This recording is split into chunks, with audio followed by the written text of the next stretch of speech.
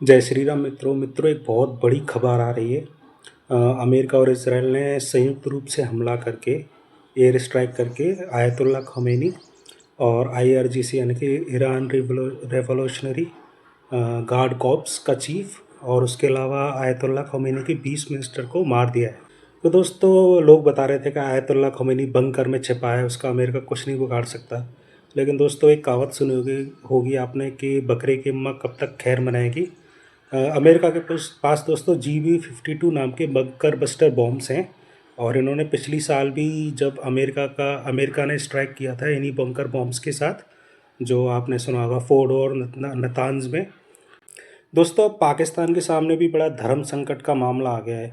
एक तरफ तो इस्लामिक मुल्क ईरान और दूसरी तरफ पाकिस्तान के शहबाज शरीफ और जो उनका आर्म्ड फोर्सेस का CDS यानी कि चीफ ऑफ डिफेंस स्टाफ है या फिर फील्ड मार्शल। वैसे तो वो उसको फील्ड मार्शल बोलते हैं लेकिन वो फील्ड मार्शल है।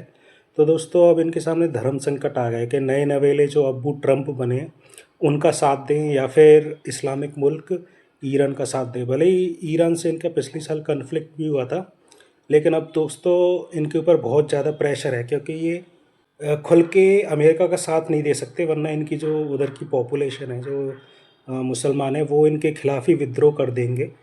दोस्तों अब जो इस्लामिक रिजीम की जो टॉप लीडरशिप थी वो तो ख़त्म हो गई है, लेकिन दोस्तों ऐसा ही जब इराक में हुआ था, सद्दाम हुसैन मारा गया था, और सीरिया में भी ऐसा ही हुआ था, बशर अल असद भाग गया था, तो उधर एक इस्लामिक आतंकवादी अहमद अल शरा आ चुका था और वो उस पे पहले अमेरिका ने इनाम घोषित किया था डोनाल्ड ट्रंप ने 2018 में, लेकिन अब वो उधर का सर्वे सर्वा बना बैठा है। और इसके अलावा दोस्तों जब इराक में सद्दाम हुसैन को मार दिया था तो आपने फिर देखा होगा कि इराक पूरी तरह से एकदम डिस्टेबलाइज हो गया था क्योंकि कोई गवर्नमेंट नहीं थी।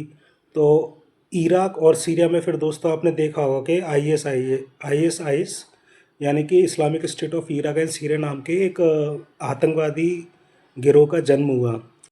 तो दोस्तों अमेरिका और इसराइल को ये भी ध्यान रखना होगा कि इधर कोई कट्टरपंथी ताकतें ना जन्म ले पाए। हालांकि वैसे जो प्रॉक्सी टेररिस्ट ऑर्गेनाइजेशन है, जैसे आपकी हमास हुई या फिर हाउदी हुई, ऐसी प्रॉक्सी टेररिस्ट ऑर्गेनाइजेशन को ईरान हमेशा से समर्थन करता रहा है।